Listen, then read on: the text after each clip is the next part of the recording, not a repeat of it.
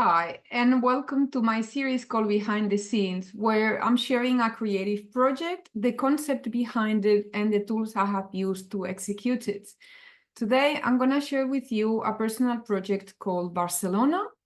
The project started with pencil and paper, and then I moved the sketch to the computer, vectorized with Glyphs, and I finished in Adobe Illustrator. So I'm going to walk you through the process, my thoughts, and the decisions I took along the way. So let's go.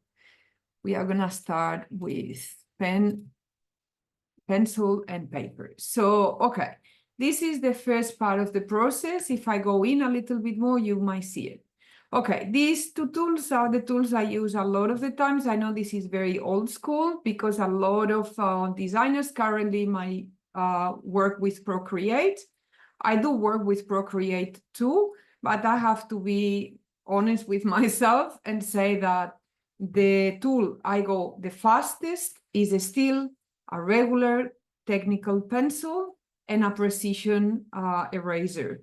This is something you can find at many art stores. It's really affordable. It's like a really small razor, and it works fabulous, especially for lettering, because sometimes you're just removing very specific and small parts of the letter forms.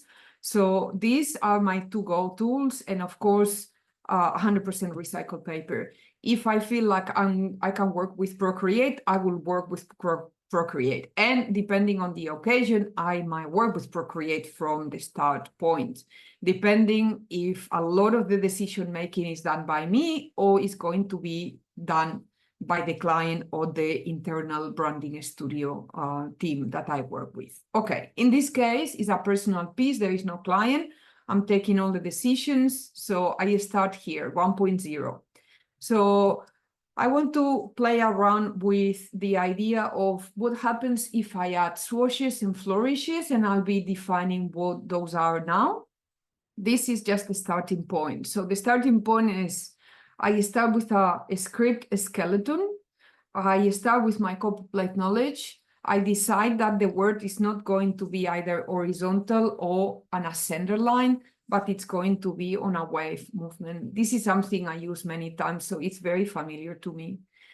The first starting point is writing what I call the skeleton and understanding what pair of letters do I have to work with.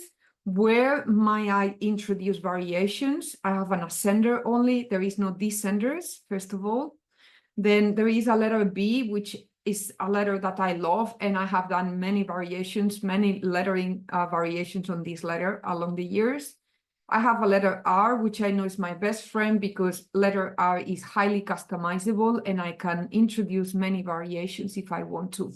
And I have a letter A to finalize the word. So I know that in here is really easy that I add I add extensions or swashes, like we call in typography. Okay, from version 1, let's move into version 1.1.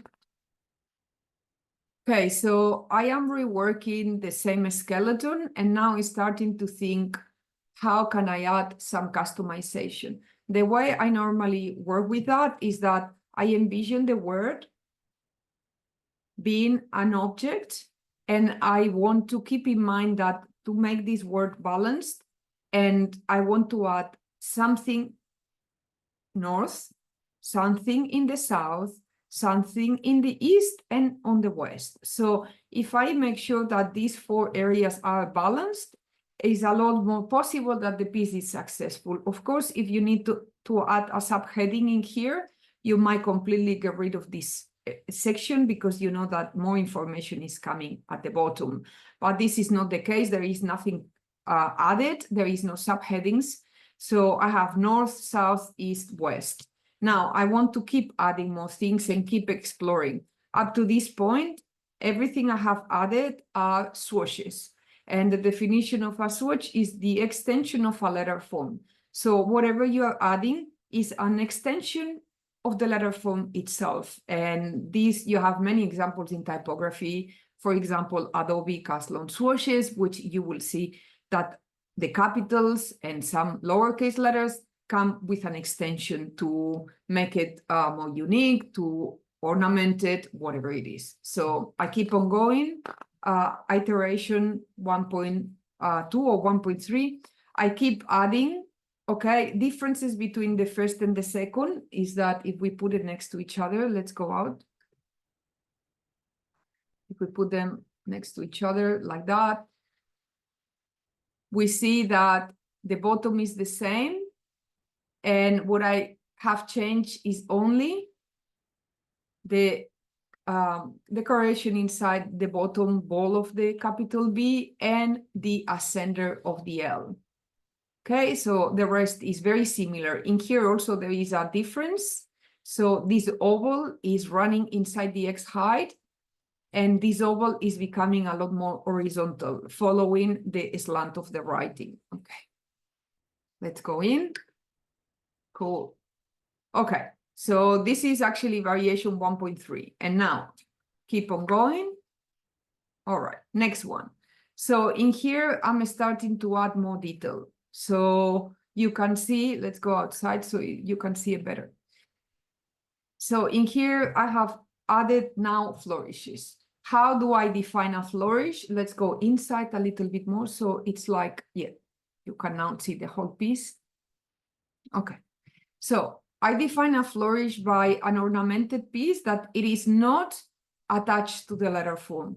Sometimes, especially examples from Dutch calligraphy, like the golden age of Dutch calligraphy with Maria Montes, you will see that even though the extensions are attached to the letter forms, they become increasingly complex, really complex, in fact.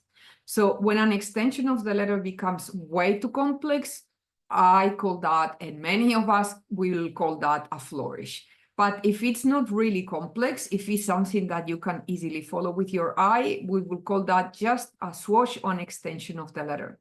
In here, there are pieces that are completely detached from the letter forms, like this one, like that one, like that one, like that one, like all of these areas in here. All of that are flourishes. So are decorative elements that are not part of the letter form. So I have added more elements to see if the piece is working. And so far, I think that, okay, there is more weight at the bottom below the baseline than on the ascender side. So it's a little bit not balanced yet, but I'm working on it, so it's fine. I have added these elements because for me, the experience of living in Barcelona, and this is not the same for everyone, but in my personal case, the experience of living in Barcelona a lot of the times means a lot of noise. So it's a really dense city with a lot going on, with a lot of people, with a lot of dogs, with a lot of events going on. So something that is very typical from Barcelona are these waves of sounds that are constant. Like if you live in an area that is really dense, even answering the phone is going to be a huge challenge, basically because you cannot hear the person on the phone because the noise is so intense. Okay, next one, 1.5. So in here, what I'm doing at the moment is I have added now contrast. So up to now, all the examples I have shown you were based on a monoline. And in here, I am now adding medium contrast. So you see some areas that are completely thin and then areas that are slightly bolder. In here, I'm not too sure what to do yet, because as you can tell, in some of the terminals are really round, coming with this Italian flavor, and some of the terminals are completely pointy, like in here, like in here. So I'm working with a mix of things and still don't know yet what is happening, but I'm just working on versions, because as I mentioned earlier, my way of working is using my brain and my hand while drawing to think about it. So drawing the letters helped me a lot to make design decisions. Okay, next one, 1.6.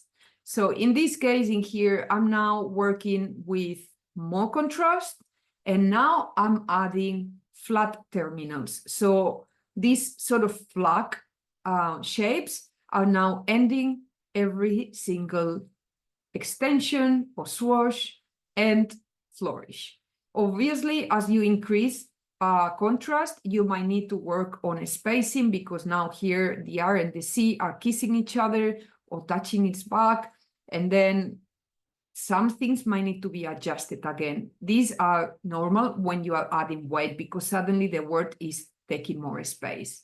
But so far, I think, okay, it's an interesting shape. I'm not like really unhappy about it, but I want to keep on working. So next one is 1.7. So in here, I'm trying a new type of style because there are styles that I haven't worked with them often, and this is the perfect opportunity for me to learn more about it and to make more decisions. So in these letter forms, the bottoms of the letters are really heavy. This is, in typography, there is a really well-known font called bell bottom. Basically, that means that when we go down, it becomes wider, heavier. And so this is what's happening in here. If I extrapolate this idea of the letter forms into the flourishes, I have to have the same idea that the ending points of the flourishes become bigger and bigger. I like this reference to the noise in Barcelona, or the music sound, if you prefer, that is nicer.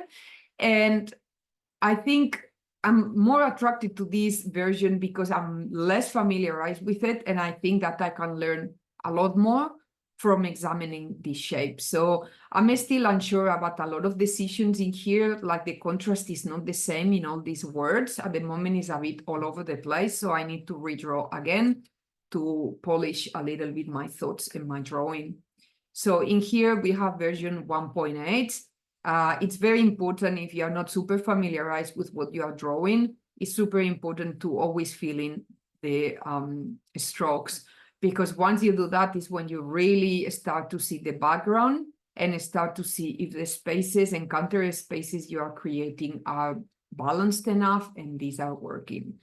I'm pretty happy. I'm very happy with capital V. This is something I think it can work really well.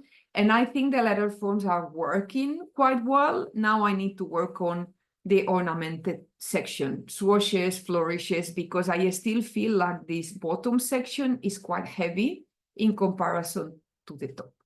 Now, the next step for me is taking photograph of this sketch and starting vectorization. Before I go into the next part, I just wanted to let you know that if you decided to work with pen and pencil and paper like me, this is the tool I use all the time. This is an A4 or a US letter size lightbox. It is super affordable. It is, I don't know if you can appreciate this on the video, it's super thin. I would say 4 to 5 millimeters thick, really thin. And it is lighter than a regular notebook. So I can travel with this everywhere. And actually, I've been traveling with this now for 2 years. So it's one of the best things I've bought for myself in my nomadic life recently, because with pencil and paper, I'm faster, and I just needed to get my hands into that. And now I can create variations exactly as I have shown you. If you're interested in having this look, I'll leave a link to one of these ultralight portable light boxes for you to check it out if you want on the description of this video. Okay, let's go in to the computer. So now what I'm going to show you now is the second part of the project. So the project starts with vectorization, which most of the times I use Glyphs. So let me go and share with you the screen. All right, so what you are seeing on the screen at the moment is one of the iterations of this vectorization, which of course it takes a while because there are lots of curves. First of all, you can see the blue lines, which is the slant I decided on the lettering based on my sketch, really. Let's see if I still have the sketching here. Yes. So in the background, you can see the sketch that I introduced, and I'm starting to draw the letter forms following the sketch. And once I have enough idea of the skeleton, I make sure the sketch is hidden, and I just work on the letter forms based on what my eye is telling me. So in here, you see the piece so far. following the sketch. Still, there are a lot of things to polish in here, but this is a very good step for me to start valuing and evaluating what's going on and where do I want to add things. Now, from here, I copy the vector shapes and I jump in Illustrator. And I decided that because this piece still feels to me too heavy on the baseline, I want to work with a piece where all the ornamentation is going to go to the margins. And I know where I'm going to use this image very well because I already know what I'm doing with this. So this is going to be the heading of an article that I wrote about resources for graphic designers and creatives in general in the city of Barcelona. So I know that this is going to be placed in a square, and I'm going to use the ornamentation to go all the way to the margins. Excellent. So from here, I'm going to share with you again the final piece. So first of all, I'm going to show you capital B isolated. So this is my blog on my website, and I knew that I wanted this design to work in two ways. First, with an initial for the thumbnail of the resource article, and second, for the heading of the article. So the article is called Barcelona for Graphic Designers, and is a resource that I have been putting together for a long time. And it will keep on growing because it's something that I will be adding or removing things depending on what's going on. That's the thumbnail. You see the small elements in here, adding shades and light through the lettering. The B is one of my favorite letters, so the B appears a lot of the times on my portfolio. And then this is the heading of the article, Barcelona for Graphic Designers. And I kept on adding these details of the noise of the city. And this image to me worked really well because there is a vibrancy within the lettering, and there is also an attitude about it that reminds me a lot of what's going on in Barcelona. Barcelona is a place that is full of activities all the time, is full of creativity. There is also a really carefree attitude from the people and from the culture. So I think this ties very well, in my opinion, with the culture. And that's the final piece. So with that, I hope this is helpful. I'll see you in another video, and thanks for watching.